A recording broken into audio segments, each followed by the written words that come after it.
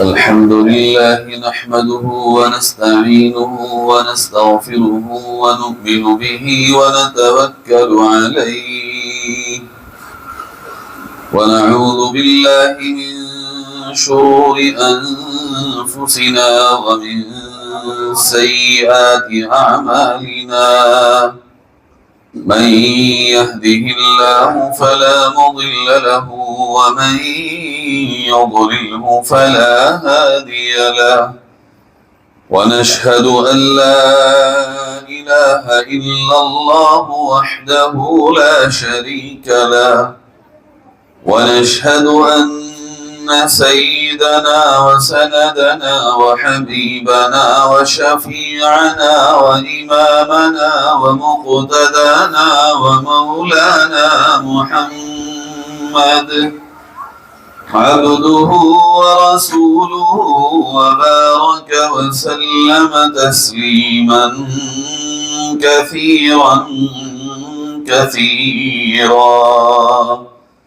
أما بعد فأعوذ بالله من الشيطان الرجيم. بسم الله الرحمن الرحيم. وقالوا ربنا إنا أطعنا سادتنا وكبراءنا فأضلونا السبيلا. ربنا آتهم ضعفين من العذاب والعنهم لعنا كبيرا. صدق الله مولانا العظيم. درود الشريف पढ़ लें.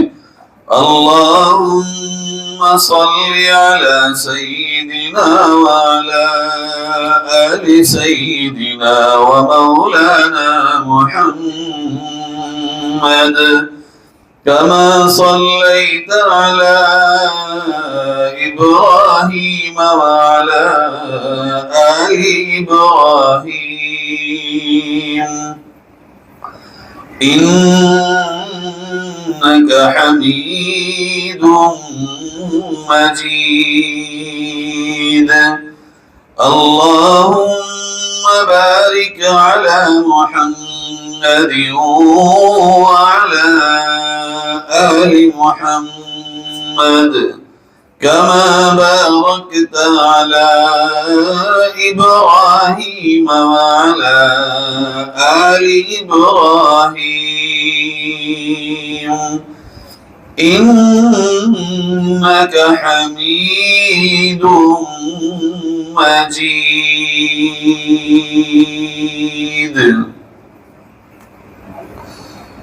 सबसे पहले अल्लाह का शुक्र अदा करते हैं कि उसने हम सब बहन भाइयों को यहाँ दीन की खिदमत के लिए जमा होने की तौफीक नसीब फरमाई, और दुआ करते हैं कि अल्लाह रब्बुल इज्जत हम सब के यहाँ बैठने को कबूल फरमाए और इस प्रोग्राम को हम सब के लिए खास तौर पर और आम तौर पर सारी दुनिया के मर्द औरतों के लिए हिदायत का और नजात का जरिया बनाए। मेरी बहनों, मुअज़्ज़ज़ माओ, अल्लाह ताला ने इंसान को इसी तरह दो जिन्सों में पैदा फरमाया है, जिसको हम एक मर्द और एक औरत कहते हैं। और इस दुनिया में अल्लाह ताला ने पैदा करने के बाद सिर्फ हमें अपनी मर्जी पे नहीं छोड़ दिया कि हम जिस तरह चाहे अपनी जिंदगी गुजारें। जो हमें अच्छा लगे वही अच्छा है और जो हमें बुरा लगे वही बुरा है। जो हमारी समझ में आ जाए बस वही, और जो समझ में ना आए वो नहीं। बल्कि हम तमाम इंसानों में वो मर्द और औरतें कि जो ला इलाहा इल्लल्लाह मुहम्मदुर रसूलुल्लाह पढ़ते हैं और अल्लाह के एक होने का इकरार करते हैं, हुजूर अकरम सल्लल्लाहु अलैहि वसल्लम की लाई हुई शरीयत पर ईमान रखते हैं, उनके लिए अल्लाह ने हुक्म फरमाया कि तुम अपनी जिंदगी के सुबह शाम दिन और रात میری مرضی کے مطابق گزارو اور حضور اکرم صلی اللہ علیہ وسلم کے طریقے کے مطابق گزارو۔ ہر بندے کی زندگی کے مختلف مراحل ہوتے ہیں اور زندگی میں اللہ کی دی ہوئی مختلف نعمتیں ہوتی ہیں۔ نعمتیں چھوٹی اور بڑی ہو سکتی ہیں مگر نعمتیں بہرحال نعمتیں ہیں۔ اسی طرح زندگی کے مختلف مراحل ہیں، ان مراحل سے گزرنا بھی اکثر انسانوں کو اور مردوں اور عورتوں کو ہے۔ ان مرحلوں سے کوئی بچتا نہیں ہے جس میں پہلا مرحلہ بچپن ہے، دوسرا مرحلہ جوانی ہے اور تیسرا مرحلہ بڑھاپا ہے۔ اکثر انسان ان تین مراحل سے گزر کے ہی اپنی دنیاوی زندگی کے سفر کو الوداع کہتا ہے۔ اللہ رب العزت نے اپنے حبیب کے ذریعے ہمیں انسان کی زندگی کے ہر مرحلے میں جو ضروری ہدایات ہیں وہ پہنچائی ہیں اس واسطے تاکہ ہم ان پر عمل کر کے کامیاب زندگی گزار کے دنیا سے جائیں۔ زندگی جو دنیا میں ملی ہے یہ مل تو گئی ہے مگر کتنی ہے اس کا کسی کو علم نہیں، کب تک رہے گی اس کا بھی کسی کو علم نہیں۔ اس کا خاتمہ یقینی ہے اور زندگی میں کامیابی اور ناکامی کا دار و مدار اسی دنیا میں زندگی کے اعتبار سے ہوگا۔ آخرت میں تو صرف حساب ہے، عمل تو یہاں دنیا میں ہے۔ جو کچھ انسان یہاں بوئے گا وہی آخرت میں کاٹے گا۔ کیا چیزیں ہیں وہ کہ جن پر ہمیں اور آپ کو بہت سنجیدگی سے غور کرنا چاہیے اور عملی طور پر اس کو نافذ کرنے کی سعی اور کوشش کرنا چاہیے۔ دو باتیں بہت ہی اہمیت کے ساتھ اب تک زمانے قدیم سے علماء بیان کرتے چلے آتے ہیں، اور اللہ اور اس کے رسول کی شریعت کے یہ دو پہلو امت کے ہر طبقے کو سمجھنے کی اس وقت اس دور میں بہت سخت ضرورت ہے۔ ایک ہوتے ہیں حقوق اور ایک ہوتے ہیں فرائض۔ حقوق وہ ہیں کہ جو ہمارے کسی اور کے اوپر اور ہمارے اوپر کسی اور کے ہیں، جو ہمارے کسی اور پہ ہوتے ہیں وہ حقوق کہلاتے ہیں، اور جو حقوق ہم پہ کسی اور کے ہیں وہ فرائض کہلاتے ہیں۔ یہ دو پہلو اگر آپ سمجھ لیں گی اور ہم سمجھ لیں گے تو آگے کی زندگی ہمارے لیے بہت آسان ہو جائے گی۔ ہمارے حقوق جن کے اوپر بھی ہیں اگر وہ ادا کریں گے تو بہت اچھا، فبیہا، اللہ تعالیٰ ان کو اس حق کے ادا کرنے کی جزا دے گا اور آخرت میں ان کے گلے سے وہ وبال ٹل جائے گا جو حقوق کے ادا نہ کرنے کی صورت میں آئے گا۔ لیکن عجیب بات ہے، شریعت مطہرہ نے حقوق کے مطالبے سے زیادہ فرائض کی ادائیگی کو اہم قرار دیا۔ ہر بندے اور بندی پہ جو فرائض ہیں ان پر توجہ رکھی جائے اور ان کی ادائیگی میں کوئی کوتاہی نہ ہو، اس لیے کہ وہ حقوق جو فرائض کی شکل میں ہیں اگر تمہارے ادا کرنے سے رہ گئے تو کل قیامت میں تم اپنی جان چھڑاتے پھرو گے مگر چھڑا نہ پاؤ گے، اس لیے کہ دنیا میں جو فرائض بندوں کے حقوق کی شکل میں اللہ تعالیٰ نے ہمارے آپ کی گردنوں پہ رکھے ہیں وہ دنیا میں تو ہو سکتا ہے معاف ہو جائیں، بندہ معاف کر دے، مگر آخرت میں تو اس کا ایک ایک حساب دینا پڑے گا۔ یہ جو فرائض والے حقوق ہیں آج کل یہ تقریباً ہمارے دل و دماغ سے بالکل محو ہوتے جاتے ہیں اور گم ہوتے جا رہے ہیں کہ ہمارے اوپر بھی کیا فرائض ہیں اور کیا حقوق ہیں۔ فرائض کو آپ اور آسان لفظوں میں سمجھیں تو ڈیوٹیز ہیں، ذمہ داریاں ہیں۔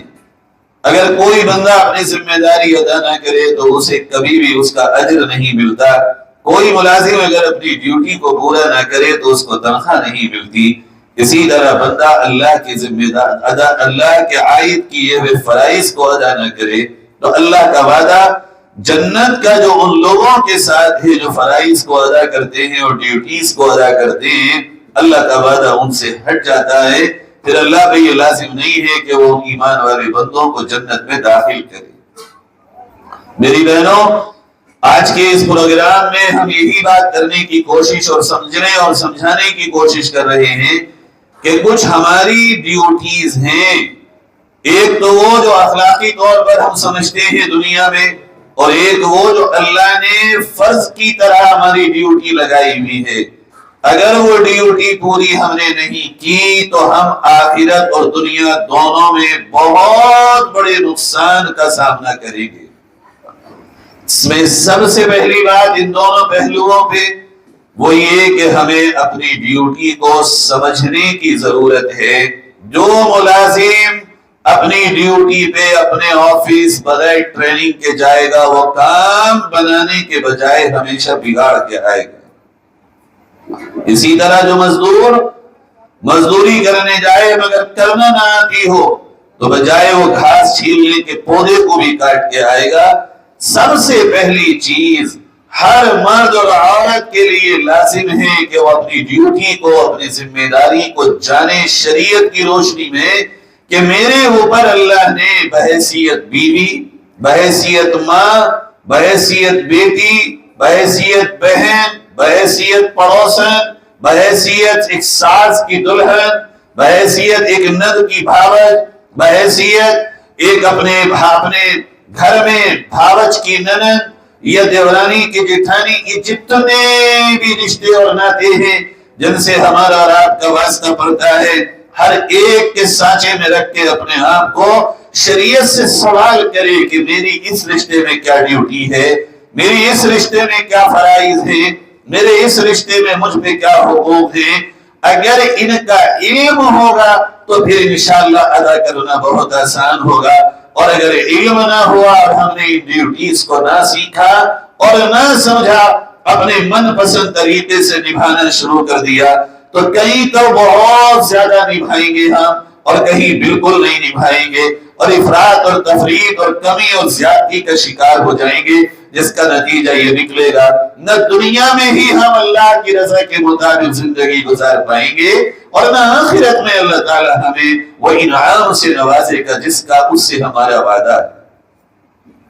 میری بہنوں، میری ماں، میرے عزیز بھائیوں، آج اس بات کو سمجھنے کی بہت سخت ضرورت ہے کہ علم کتنی بڑی دولت ہے۔ کسی بھی چیز کا علم، خاص طور پر اپنی ڈیوٹیز کا علم، اپنے فرائض کا علم، اپنی زندگی کے صبح شام گزارنے کا علم۔ اگر علم ہوگا تو ہمیں اپنی باؤنڈریز پتہ ہوں گی، علم ہوگا ہمیں دائرے معلوم ہوں گے۔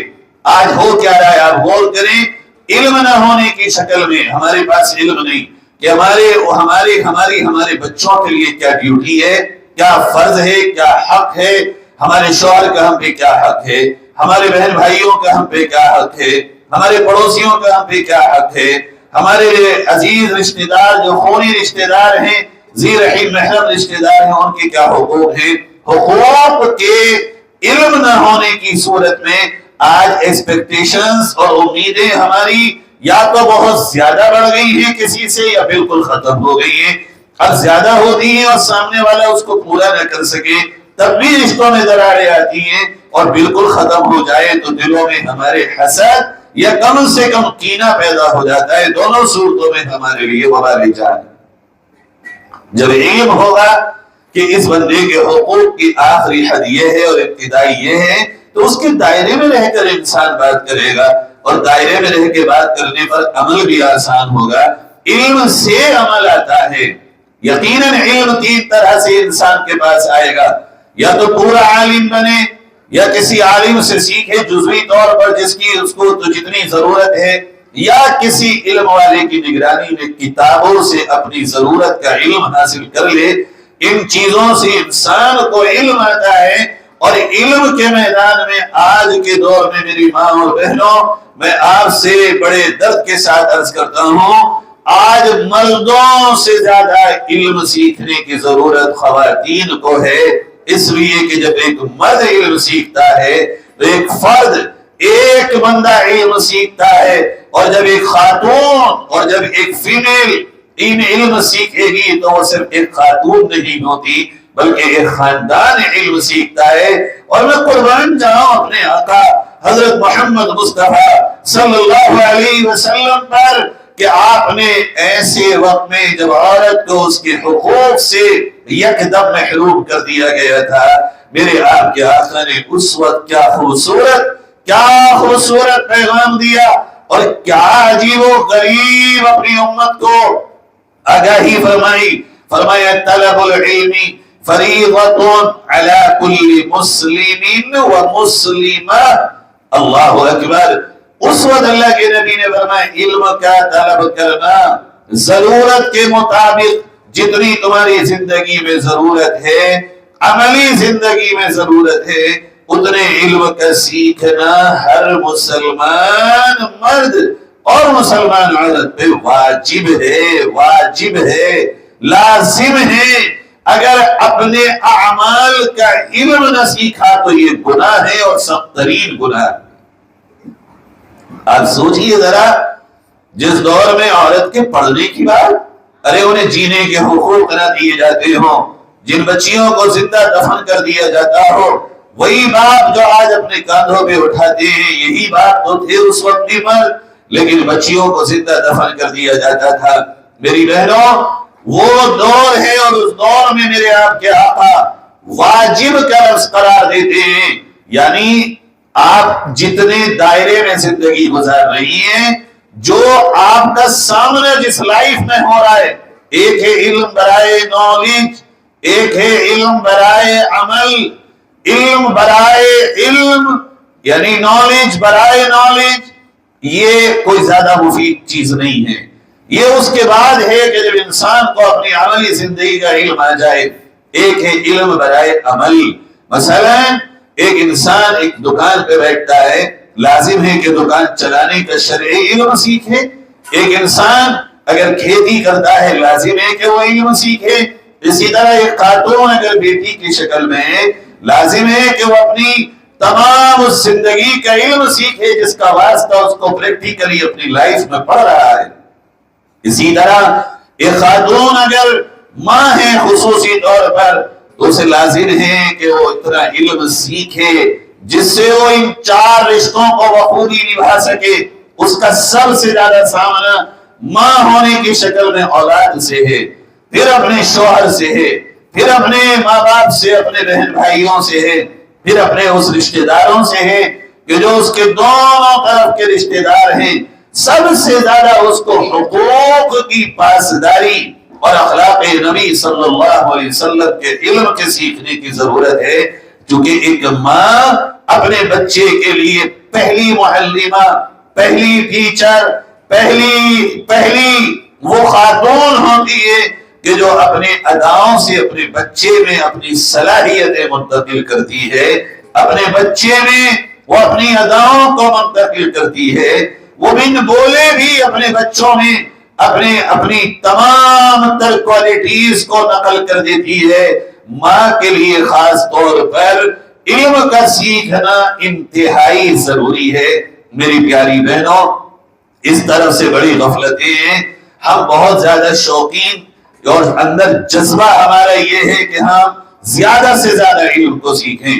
معاف کریے گا اس گستاخی کو میری، میں زیادہ کا قائل کبھی نہیں ہوں، نہ ہمارے بزرگ علماء اور اکابر رہے، بلکہ ہمارے یہاں اکثر اس بات پہ زور دیا جاتا ہے کہ جو تمہارے سامنے زندگی چل رہی ہے اس زندگی کا علم برائے عمل سیکھو. اور جب نیت کسی بھی علم کی یہ ہو کہ ہم عمل کی نیت سے سیکھیں گے تو اللہ تعالیٰ اس کو علم نافع بناتا ہے کہ اس علم سے انسان کو خود بھی فائدہ ہوتا ہے اور سامنے والے جس کی وجہ سے وہ سیکھ رہا ہے اس کو بھی فائدہ ہوگا. اور اگر علم برائے نالج اور برائے علم ہو تو وہ صرف اور صرف انسان کی نالج میں اضافہ کرے گا، نافع نہیں بنے گا. آج ہم بات کریں اگر صرف ایک عورت کو ماں کی حیثیت سے دیکھنے کی، تو اس سماج کی پوری ذمہ داری ایک ماں پر ہے. اور ماں بننے کے لیے لازم ہے کہ میری بہنوں، ایک خاتون اپنی زندگی کے 20-25 برس ایک بیٹی کی شکل میں گزارتی ہے. آج جو مائیں ہیں اور جن کے گھروں میں آج بچیاں اور بچے ہیں، کل یہ ماں اور باپ بنیں گے. لازم ہے کہ ان بچوں کو ماں باپ بننے سے پہلے، ماں باپ بننے کے بعد کے فرائض اور حقوق کا علم ہو. کس طرح تمہیں اپنے شوہر کے ساتھ برتاؤ کرنا ہے، کس طرح تمہیں اپنے بچوں کی پرورش کرنا ہے. آج جو ماں باپ ہیں، بات ان سے ہو رہی ہے کہ آج ہم اپنے بچوں کو اگر صحیح تربیت، صحیح تعلیم، صحیح انداز زندگی اور اخلاق کریمانہ اور ان کو اپنی زندگی میں وہ عروج اللہ کے تعلق کا دے دیں کہ کل جب یہ اپنی شکل میں آئے اور کل جب یہ ذمہ دار بنے تو یہ جو تیسری نسل آئے وہ ان کو دیکھ کر بھی اللہ کی بن جائے اور اس زمانے میں سارے زمانے کے لیے اللہ کے نبی کی غلامی کا ماڈل بن جائے۔ اللہ تعالیٰ نے ماں کی حیثیت ذرا جدا رکھی ہے۔ آپ غور کریں، باپ 1 درجہ اور ماں 3 درجے، کیوں؟ کبھی غور کیا ہے میری ماں؟ جب ایک خاتون ماں کی شکل میں آتی ہے، اللہ کے نبی علیہ السلام کے پاس ایک صاحب آتے ہیں اور کہتے ہیں اللہ کے نبی مجھ پہ سب سے زیادہ حق کس کا ہے؟ میں کس کی خدمت کروں؟ سب سے زیادہ کس کا حق ہے میرے اوپر؟ آپ نے فرمایا امو، تیری ماں کا۔ آپ نے فرمایا، صحابی نے کہا ثم من؟ اللہ کے نبی پھر کس کا؟ آپ نے دوسری مرتبہ فرمایا امو، تیری ماں کا۔ صحابی نے تیسری بار عرض کیا یا رسول اللہ صلی اللہ علیہ وسلم ثم من؟ آپ نے فرمایا امو، پھر فرمایا تیری ماں کا۔ چوتھی بار پھر انہوں نے سوال کیا قال یا رسول اللہ ثم من؟ آپ نے فرمایا اب تیرے والد کا تجھ پہ حق ہے۔ ماں کو 3 درجے زیادہ کیوں بتایا گیا؟ غور کرنے کی بات ہے۔ جس کے اسٹار زیادہ، جس کے عہدے زیادہ، جس کا درجہ زیادہ، اس کی ذمہ داری بھی زیادہ ہے۔ چونکہ ماں ہی کا رول ہے اولاد کی تربیت میں زیادہ، باپ کا رول اولاد کی تربیت میں 1% 4 میں سے، اور ماں کا رول اولاد کی تربیت میں 3% ہے۔ تو ذرا غور کیجئے کہ آج ہماری آپ کی محنت اپنی اولاد پہ یہ 3 حصے باپ کے درجے میں ہو رہی ہے۔ کیا ہم اپنی اولاد کے لیے آج سنجیدہ ہیں؟ کیا آج ہم اپنی اولاد کی صحیح اور دینی تربیت کے لیے واقعی سیریس ہیں؟ اگر سیریس ہیں تو بہت مبارک، اور اگر سیریس نہیں ہے اور سنجیدہ نہیں ہے تو یاد رکھیے آنے والے کل میں جو ہماری اولاد جوان ہو کے آئے گی، ہمارے پاس تنہائیوں کے آنسوؤں کے سوا کچھ بھی نہ ہوگا۔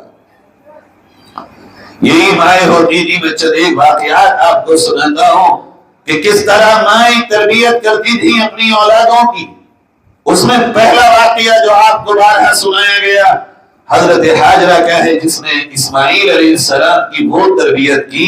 بس بہت مختصراً سنتی جائیے اور یہ غور کرتی جائیے میری ماں کہ آج جو ہم اپنے بچوں کی تربیت کر رہے ہیں، کیا ہمارے بچے ایسے تیار ہو رہے ہیں کہ جب حضرت اسماعیل کو ذبح کرنے کے لیے لے جایا جا رہا ہے اور ان سے کہا جا رہا ہے تو وہ اپنی جان دینے اللہ کے سامنے یوں کہہ رہے ہیں اپنے باپ سے، ابا جان کریے وہ جو اللہ کا حکم ہے۔ کیا آج ہم نے اپنے بچوں کے دلوں میں اللہ کی ایسی محبت بٹھائی ہے کہ ہمارے بچے بھی کہہ رہے ہوں ابا فجر میں آج سوتا کیوں چھوڑ گئے مجھے؟ امی آپ نے کیوں نہیں اٹھایا؟ آپ قرآن پڑھ رہی ہیں اور مجھے نہیں بٹھایا، آپ دعائیں مانگ رہی ہیں اور مجھے نہیں بتائیں۔ امی سر ڈھک لیجئے، امی یہ دعا پڑھ لیجئے۔ کم سے کم درجہ اس ملک میں رہنے والی خواتین کا یہ تو ہو کہ آج بھی تو ہمارے بچے اس طرح ڈھل جائیں جو اللہ کے حکم پر عمل کرنے کو بیدار ہو۔ دوسرا واقعہ سنے تو کس طرح مائیں اپنے بچوں کی تربیت کرتی تھی۔ ایک ماں میرے آقا حضرت محمد صلی اللہ علیہ وسلم کی پاک بیوی اور ہم سب کی روحانی ماں حضرت خدیجہ الکبریٰ رضی اللہ تعالی عنہا ہے، جنہوں نے اپنی فاطمہ کی کیا تربیت کی۔ تربیت تو اللہ کے نبی تو تبلیغ میں ہے، لیکن صحیح بات یہ ہے حضرت فاطمہ الزہرا اور دیگر تینوں بہنیں حضرت رقیہ اور ام کلثوم اور حضرت زینب کی کیا تربیت ہے۔ ہجرت ہوئی، حضرت زینب کا نکاح مکے کے ایک صاحب سے ہوا ہے اور حضرت زینب بھی ہجرت کے لیے جا رہی ہیں۔ مکے والوں نے شوہر کو روک لیا، نہیں جا سکتے ہو تو شوہر کو چھوڑ کے اپنے اللہ کے دین کے لیے جا رہی ہیں اور نکل رہی ہیں۔ میرے عزیز میری بہنوں، اس طرح حضرت خدیجہ نے تربیت کی، اس طرح تربیت کی کہ آج پوری دنیا میں اگر کسی بیٹی کی مثال دی جاتی ہے تو بی بی فاطمہ کی مثال دی جاتی ہے۔ یہ معمولی تربیت تھی۔ پھر حضرت فاطمہ جب ماں بنی، انہوں نے اپنے جگر کے ٹکڑے حسن اور حسین کو کیا تربیت دی۔ آج لوگ محلے کے ہمارے بچوں کی شکایت لے کے آتے ہیں، بدتمیزیوں کی شکایت لے کے آتے ہیں۔ بچے ہیں، بے شک کرتے ہوں گے، مگر کیا بچوں میں اچھائیاں نہیں ہوتی؟ یہی دونوں بھائی راستے میں جا رہے ہیں اور ایک بڑے بزرگ غلط سلط وضو کر رہے ہیں۔ دونوں بھائی اترے اور مشورہ کیا کیا کریں، کہا ایسا کام کریں جن سے ان کا دل بھی نہ دکھے اور انہیں دعوت بھی ہو جائے اور تبلیغ بھی ہو جائے۔ وہ گئے اور جا کے کہنے لگے چچا ہم چھوٹے ہیں، آپ یہ وضو کر رہے ہیں، ہم بھی وضو کریں گے، آپ ذرا ہمارا وضو دیکھ لینا تاکہ آپ ہمیں غلطی بتا دیں کہ ہمارے وضو میں غلطی کیا ہے۔ یہ تربیت کہاں سے آ گئی؟ کس نے دی یہ تربیت؟ کس نے سکھایا ان کو؟ کس نے بتائی یہ آداب زندگی؟ کس نے دیے یہ مینرز کہ کسی بڑے سے بات کرو تو کیسے، غلط بھی کر رہا ہو تو کیسے بتاؤ؟ کہاں سے آ گئی ان کے اندر یہ اخلاقی زندگی؟ میری بہنوں، دینے والی ایک ہی تو ہے جس کا نام حضرت فاطمہ الزہرا رضی اللہ تعالی عنہا ہے۔ جب وضو کر کے مکمل کیا تو چچا میاں کہنے لگے بچوں یہ تو بتا دو کس گھر کے ہو؟ دراصل وضو میرا نہیں، تمہارا نہیں، میرا غلط تھا۔ کہنے لگے چچا ہمارا دل دکھتا اگر ہم آپ سے کہتے کہ آپ غلط ہیں، ہم نے یہی طریقہ سوچا کہ آپ کو تکلیف بھی نہ ہو اور دعوت بھی ہو جائے۔ ہم دونوں آقا کے نواسے اور فاطمہ اور علی کے بیٹے ہیں۔ چچا تڑپ گئے اور کہنے لگے واہ کیا تربیت ہے تمہارے ماں باپ کی، ایسے بچے دیکھنے کو کہاں ملتے ہیں۔ میری بہنوں، خالی کہانیاں سننے کو رہ گئی، خالی یہی سننے کو رہ گیا کہ فاطمہ فاطمہ فاطمہ۔ فاطمہ کی امی نے فاطمہ کی کس طرح تربیت کی یہ کون پڑھے گا، کون کرے گا ان کو عملی زندگی میں لاگو؟ اور خود فاطمہ رضی اللہ عنہا نے اپنے بچوں کی کس طرح تربیت کی کہ ایک سارے زمانے کو متحد کر دیتا ہے اور لڑانے سے بچا لیتا ہے۔ حضرت امیر معاویہ سے صلح کر کے لاکھوں جانوں کی حفاظت کرتا ہے، اور دوسرا کربلا کے میدان میں اپنے دین کے لیے اور نانا کی عظمت اور شوکت اسلام کے لیے سب کچھ نچھاور کر دیتا ہے۔ یہی چیز جب چلتے چلتے آگے بڑھی تو اسی ملک میں خواجہ فرید الدین گنج شکر رحمت اللہ علیہ کا واقعہ علماء نے لکھا ہے کہ اللہ نے ان کی آنکھوں میں وہ حیا اور وہ ایمانی جلال اور وہ ایمانی شان و شوکت عطا کیا تھا کہ جس کی آنکھوں میں آنکھیں ڈال کے آنکھوں میں آنکھیں ڈال لیتے اور دیکھتے وہ آنکھیں ہٹا نہیں پاتا تھا، اس سے پہلے اس کی زبان پہ اشہد ان لا الہ الا اللہ و اشہد ان محمد رسول اللہ جاری ہو جاتا تھا۔ ایک صاحب نے انگریز کی عدالت میں مقدمہ ڈالا کہ یہ فرید الدین گنج شکری جادوگر ہے اور یہ جس کو دیکھتا ہے وہ مسلمان ہو جاتا ہے۔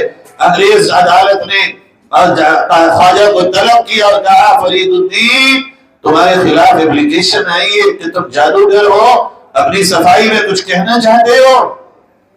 بابا فرید الدین گنج شکر رحمت اللہ علیہ وقت کے عالم اور بزرگ تھے، روحانی، ان کا سر جھکا ہوا تھا۔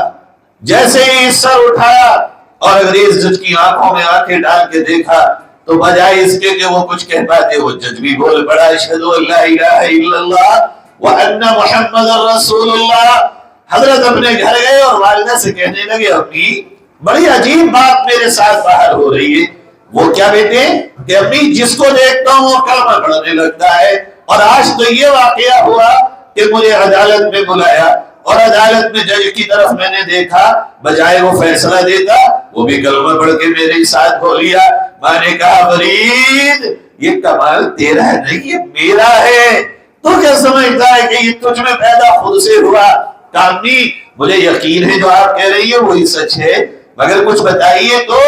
کہنے لگی بیٹے یہ راز کی باتیں ہیں، تو کہتا ہے تو بتاتی ہوں، جس دن تو میرے پیٹ میں حمل کی شکل میں آیا میں ایک ایک عمل کو کرنے سے پہلے منٹوں اور گھنٹوں سوچتی تھی کہ یہ عمل کہیں گناہ سے گناہ کی طرف تو نہیں ہے، یہ عمل اللہ کی نافرمانی والا عمل تو نہیں ہے، جب میرا دل 100% مطمئن ہو جاتا کہ یہ اللہ کی نافرمانی نہیں ہے، یہ گناہ نہیں ہے، تب میں اس کام کو کرتی تھی۔ اور بیٹے جب سے تو میرے پیٹ میں آیا، ایک رات اور دن کا کوئی لمحہ میرا ایسا نہ گزرا جو میں بے وضو کے رہ گئی ہوں۔ اور میرے لال جب اس سے تو میرے پیٹ میں آیا تو میں نے روزانہ تہجد کے لمبے لمبے سجدے شروع کر دیے، اور ہر سجدے میں اللہ سے یہ مانگتی تھی، اللہ فرید الدین کی آنکھوں میں وہ ایمانی طاقت دے دے کہ اسے زبان سے تبلیغ کی ضرورت نہ پڑے، لوگ اس کی آنکھوں کو دیکھ کے کلمہ پڑھنے والے بن جائیں۔ اور میرے لال جب تو پیدا ہوا تو میں نے تجھے دودھ پلایا، تجھے کبھی کبھی ایسا بھی ہوا ہے کہ ایک بار تیرے پیٹ بھرنے کے لیے 11 بار بھی مجھے وضو کرنا پڑا، تو میں نے وضو کیا ہے، مگر تجھے ایک مرتبہ بھی پورے عرصے میں بغیر وضو کے دودھ نہ پلایا۔ اور میرے لال جب تو بڑا ہوا تو پڑھنے جاتا تھا، مگر میرے مصلی کو دیکھ، آج بھی میرے مصلی کے سجدے کی جگہ آنسوؤں سے گیلی ہوگی۔ کوئی دن میرا نہ گزرا جب تک تو آ نہ جاتا تھا، گھنٹے 2 گھنٹے میں تیرے پیچھے چھٹ کے اللہ سے دعا مانگتی تھی۔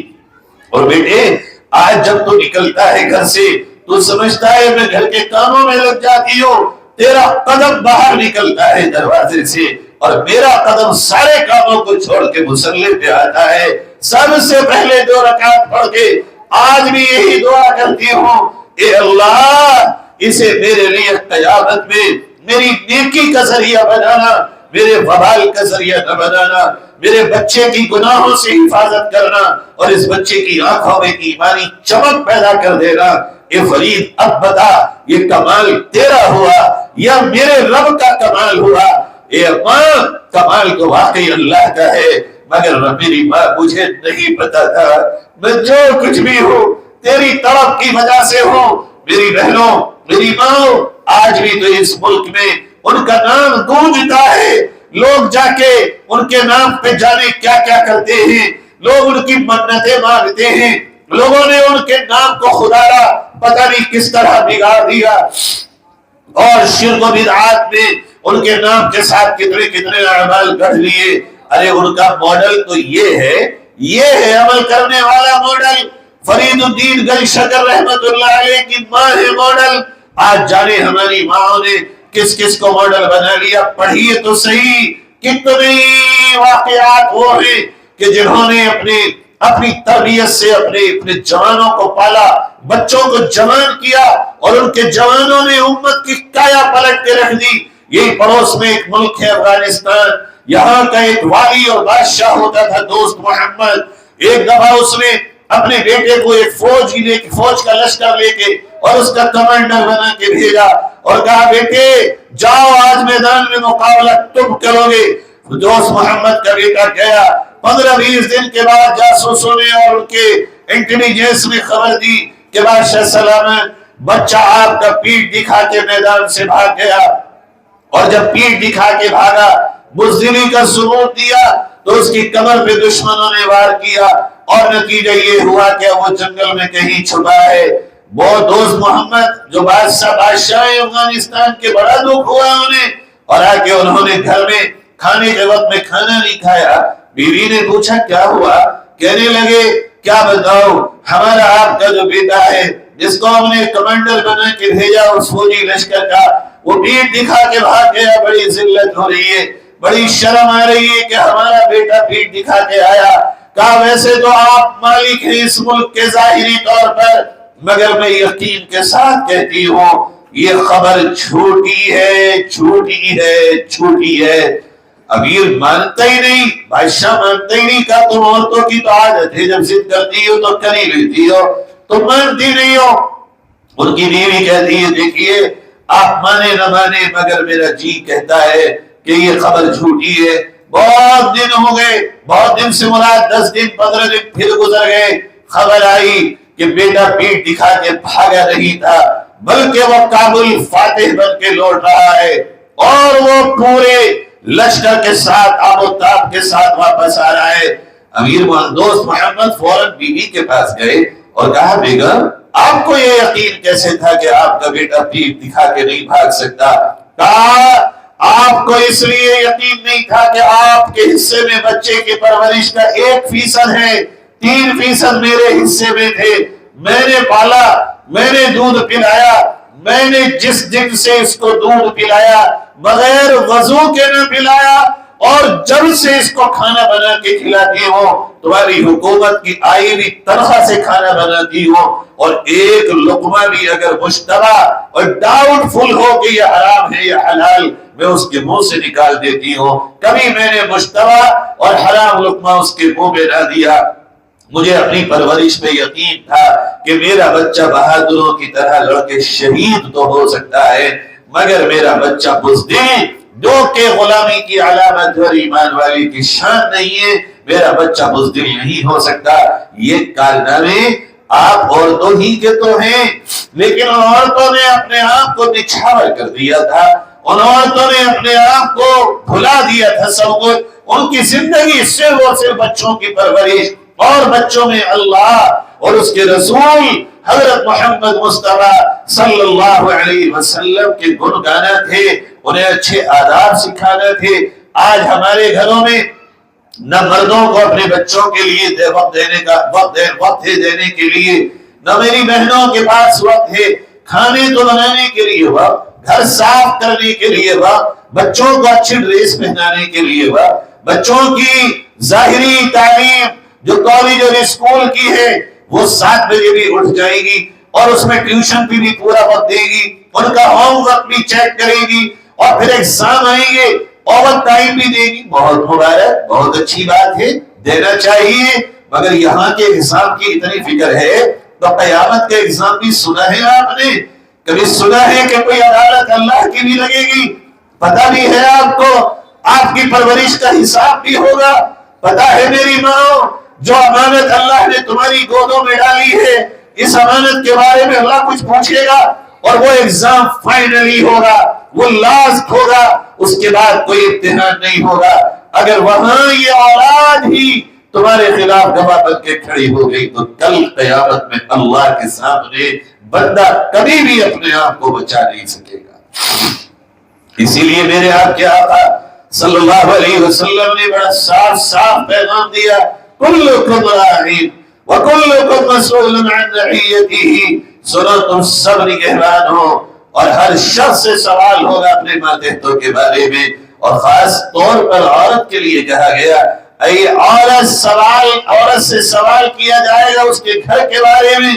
تعجب ہوتا ہے وہ ایگزام جس میں فیل ہونے کے بعد سیکنڈ چانس ملے گا، یہاں کی اتنی فکر، اور وہ ایگزام جس کا سوال قیامت کے دن ہوگا، بلکہ اس سے پہلے قبر میں ہوگا، پھر قیامت میں کلیئرلی سوال ہوگا، بتاؤ تم نے اپنی ذمہ داری کو نبھایا یا نہیں نبھایا؟ ہم نے تو تمہیں اولاد دی تھی، بندیاں تو ہماری وہ بھی تھی جو شادی ہو کے بوڑھی ہو کے مر گئی، اولاد نہ ملی، ہم نے تمہیں دی تو تم نے کیا بنایا؟ کیا شوق پیدا کیے؟ کیا ان کے دلوں میں جذبے پیدا کیے؟ چونکہ بچوں کا دل اور عقل اور فہم، ماں کے دل عقل اور فہم، باپ کے دل عقل اور فہم، ماں باپ کی نقل و حرکت کے تابع ہوتا ہے۔ میری بہنوں، جو آیتیں میں نے خطبے میں پڑھی تھی وہ دل ہلانے والی آیتیں ہیں۔ جب ان بچوں کا حساب ہوگا، اللہ کرے میرے آپ کے گھر کے سارے بچے جنت میں بغیر حساب کے جائیں، اور اللہ ان کو ایسے ہی بنائے، لیکن یہ بچے یا تو ہمارے لیے کل عافیت کا سبب بنیں گے یا جان کا وبال بنیں گے۔ اللہ نے قرآن میں جو آیتیں میں نے پڑھی وہ، اور ایک دوسری جگہ کتنا صاف بیان کیا، کبھی سمجھا ہم نے اللہ نے کس طرح بیان کیا؟ اس کی لوجک کو نہیں جانا۔ دنیا میں اگر کوئی چیز سمجھ میں نہ آئے، ڈیپ میں جاتے ہیں، باریکی میں جاتے ہیں، سمجھتے ہیں، کوشش کرتے ہیں، مگر کبھی اس بات کو سمجھا ہی نہیں۔ اللہ کہتا ہے اعلموا انما اموالکم واولادکم فتنہ، جان لو، یقین کر لو، اعلموا، یقین کر لو، انما اموالکم واولادکم فتنہ، تمہارے مال اور تمہاری اولاد آزمائش کا ذریعہ ہے۔ کیا مطلب ہے آزمائش کا ذریعہ؟ کیسے آزمائش کا ذریعہ؟ اولاد ہماری اور ہم ہی آزمائے جائیں؟ ہاں، اولاد کی محبت میں بہہ نہ جانا، بلکہ محبت کو کنٹرول کر کے اس کو امانت سمجھنا، یہ اللہ کی امانت اللہ ہی کی بنانا، اس بات کی گہرائی میں جانے کی ضرورت ہے اور سمجھنے کی ضرورت ہے کہ کس کس طرح اولاد کے سلسلے میں ہم آزمائے جائیں گے۔ اور دوسری جگہ کتنا صاف اعلان کیا، حد ہو گئی بالکل، فرمایا انما اموالکم واولادکم وازواجکم عدو لکم فاحذروہم۔ اللہ اکبر، حد ہو گئی۔ اللہ نے عجیب ہمیں آگاہی دی اور عجیب اللہ نے ہمیں آگاہ فرمایا، کہا بے شک یقین کرو تمہارا مال، تمہاری اولاد اور شوہروں کے لیے بیویاں اور بیویوں کے لیے شوہر تمہارے دشمن ہیں۔ یا اللہ دشمن؟ تو نے تو قرآن میں بتایا کہ میاں بیوی کا رشتہ محبت ہے، تو نے تو بتایا یہ انسیت کا ذریعہ ہے، تو نے تو بتایا یہ دل کے چین ہیں، تو نے تو بتایا اولاد آنکھوں کی ٹھنڈک ہے، قرۃ اعین تو نے قرآن میں بیان کیا۔ اللہ کیا بات ہے یہ؟ ایک طرف تو کہہ رہا ہے ربنا هب لنا من ازواجنا وذرياتنا قرۃ اعین، اولاد آنکھوں کی ٹھنڈک، بیوی شوہر کی آنکھوں کی ٹھنڈک، شوہر بیوی کی آنکھوں کی ٹھنڈک۔ ایک طرف اللہ تو نے یہ کہا وَمِنْ آيَاتِهِ أَنْ خَلَقَ لَكُم مِّنْ أَنفُسِكُمْ أَزْوَاجًا لِتَسْكُنُوا إِلَيْهَا وَجَعَلَ بَيْنَكُم مَّوَدَّةً وَرَحْمَةً۔ اللہ ایک طرف تو یہ کہہ رہا ہے کہ یہ سکون ہے، مودت ہے اور رحمت، اور دوسری طرف میرے پروردگار تو یہ کہتا ہے یہ دشمن ہے۔ میری ماں و بہنوں، حقیقت یہی ہے کہ آج اس بات کو سمجھنے کی ضرورت ہے، دونوں پہلو ہیں۔ اگر اللہ اور اس کے رسول کی شریعت کے مطابق رشتے نبھیں گے تو یہ سکون کا باعث، یہ رحمت کا باعث، یہ محبت کا باعث، یہ آنکھوں کی ٹھنڈک کا باعث، یہ دل میں چین کا باعث، یہ دنیا میں آرام اور رحمت کا باعث، قبر میں ہمارے لیے عافیت کا باعث، آخرت میں جنت کے داخلے کا باعث۔ اور اگر یہی رشتے شریعت کی حدود کو توڑتے ہوں، شریعت سے دور کرتے ہوں، اولاد کے بعد اگر عورت اور مرد اللہ سے دور ہو گئے ہوں، شادی کے بعد گناہوں میں ملوث ہو گئے ہوں، اگر وہ اللہ کے احکام سے دور جا رہے ہوں، تو یقیناً یہ رشتے ہمارے لیے دشمنی کا کام کر رہے ہیں۔ پھر جب یہ قیامت میں پہنچیں گے اور اللہ حساب لے گا، بچوں سے پوچھا جائے گا کیوں نہ کیے عمل، جاؤ اب جہنم میں۔ تو سورہ احزاب کی جو آیتیں میں نے پڑھی، اب تک تو خالی مفہوم بتاتا تھا، آج آیت سنیے اور یاد کریے گا ان آیتوں کو، سورۃ الاحزاب کی۔ بچے آواز دیں گے اللہ سے، قالوا ربنا انا اطعنا سادتنا وكبراءنا، کہ اللہ ہم نے تو پیروی کی اپنے بزرگوں کی اور اپنے بڑوں کی اور اپنے گھر والوں کی، اے اللہ ہم تو چلے، اطاعنا کے معنی اطاعت کرنا، فرما برداری کرنا، اے اللہ ہمیں تو جو سکھایا ہم نے وہ کیا، ہم نے جو بتایا وہ کیا، ہمیں جتنی بتائی اتنی بات پہ عمل کیا، جو ہمارے گھر میں ہوتا تھا وہی ہمارے اندر آیا، اے اللہ جو ہمارے بڑے تھے وہی ہم چھوٹے بنے۔ پھر وہ بچے اللہ سے درخواست کریں گے، ذرا غور کریے اور بہت ڈیپلی غور کریے میری ماں، جن بچوں کے رات کے سونے میں تم نے سونا چھوڑا، جن بچوں کے لیے تم نے کہا کہ اس کے زخم ہوا تو میرا دل پھٹتا ہے، یہی بچے، یہی اولاد، یہی سینے سے لگائے ہوئے جگر کے ٹکڑے قیامت میں اللہ سے کہتے ہوں گے ربنا اطعنا سادتنا وكبراءنا فاضلونا السبيل، اے پروردگار مجھے تو میرے ماں باپ نے ہی گمراہ کیا، کوئی اور کیسے کرتا، انہوں نے نہ بتایا، انہوں نے نہ سمجھایا، بلکہ حالت یہ ہو گئی ہے آج ماں باپ چاہتے ہیں بچے دیندار بنے مگر زیادہ نہ بنے۔ اللہ کی بنا کیا ہو رہا ہے یہ؟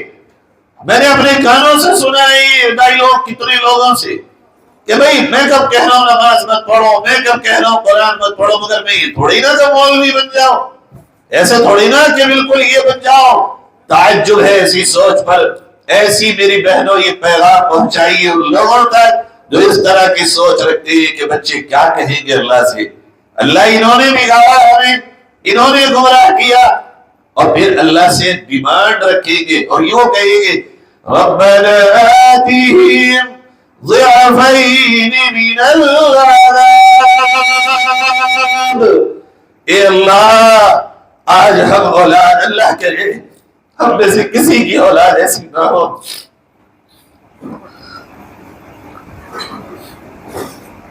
اللہ کرے ہم میں کسی کو بھی اور ہماری قیامت تک آنے والی نسلوں کو یہ بولا دیکھنا پڑے۔ بڑی شرمندگی اور بڑی رسوائی ہوگی اس وقت۔ بچے کہیں گے اللہ سے ربنا آتِهِمْ ضِعْفَيْنِ مِنَ الْعَذَابِ، اے اللہ اوروں کو تو ایک ایک عذاب دے رہا ہے، مگر ہمارے ان گھر کے بڑوں کو اور ذمہ داروں کو اور ہمارے بابا کو ڈبل عذاب دے کے انہوں نے ہمیں بتایا نہیں، سکھایا نہیں۔ بہت سخت مرحلہ ہوگا میری بہنوں، بہت سخت مرحلہ ہوگا۔